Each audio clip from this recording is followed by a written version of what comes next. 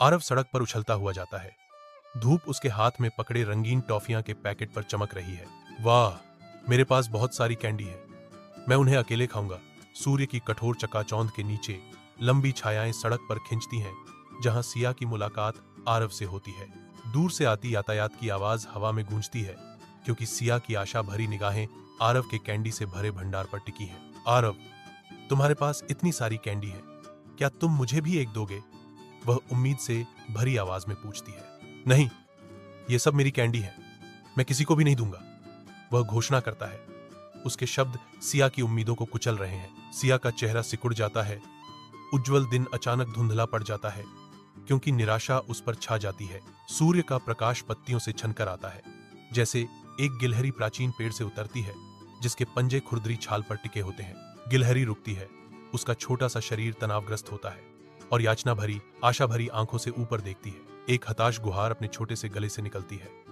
आरव, क्या तुम मुझे भी कैंडी दोगे? मुझे भूख लगी है। आरव का दृढ़ इनकार हवा में गूंजता है, जो गिलहरी के आशावादी व्यवहार के बिल्कुल विपरीत है। नहीं, मैं किसी को भी कैंडी नहीं दूंगा। पराजित। गिलहरी की चमकदार आंखें धुंधली पड़ जाती हैं, क्योंकि वह पेड़ से चिपकी रहती है। सूरज की रोशनी उसके चारों ओर लंबी छाया डालती है। अचानक हवा का झोंका सड़क से गुजरता है। आरव की कीमती कैंडी को गिरे हुए सितारों की तरह बिखेर देता है। कुछ कैंडी नाली के अंधेरे गड्ढे में गिर जाती हैं, जो हमेशा के लिए खो जाती हैं। आरव का चेहरा मुरझा जाता है। उसकी आवाज निराशा से भरी होती है। ओह नो, मेरी सारी कैंडी चली गई, मेरे पास अब कुछ नहीं बचा। तेज धूप में सिया और गिलहरी कैंडी इकट्ठा करते हैं। उनके चेहरे एक साझा उद्देश्य से चमकते हैं। वे आरव के पास जाते हैं, उनके छोटे हाथ फैले हुए हैं, रंगीन मिठाइयों की एक श्रृंखला पेश करते हुए। सिया का भाव नरम पड़ जाता है, क्योंकि वह कैंडी प्रस्तुत करती है। हवा में एक सबक लटका हुआ है। देखो आरव, अगर तुमने सब कुछ पहले ही साझा कर दिया होता तो हर कोई खुश होता और तुम्हारे पास अभी भी कैंडी होती, सिया कहती है। उसकी आवाज कोमल लेकिन दृढ़ है। आरव की आंखें चौड़ी हो जाती हैं। उसके चेहरे पर समझ और पछतावे की एक झलक आती है, क्योंकि वह पेश की गई कैंडी स्वीकार करता है।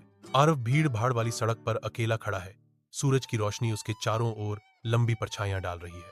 उसके गालों पर हल्की लाली छाने लगती है, जो उसके अंदरूनी उथल उथल का मौन स्वीकार रोकती है। वह गहरी सांस लेता है। शहर की आवाजें पृष्ठभूमि शोर में फीकी पड़ जाती हैं, क्योंकि वह अपना संकल्प मजबूत करता है। उसकी आवाज हालांकि कोमल है, फिर भी उसमें एक नया विश्वास है, क्योंकि वह खुली हवा में अपना वादा करता है। हाँ, मैंने गलती की, अब से मैं हमेशा अपने दोस्तों और जरूरतमंदों के साथ चीजें साझा करूंगा। तभी तीनों दोस्त खुश हो जाते हैं और आपस में मिलकर खेलने लगते हैं। सीख। बच्चों,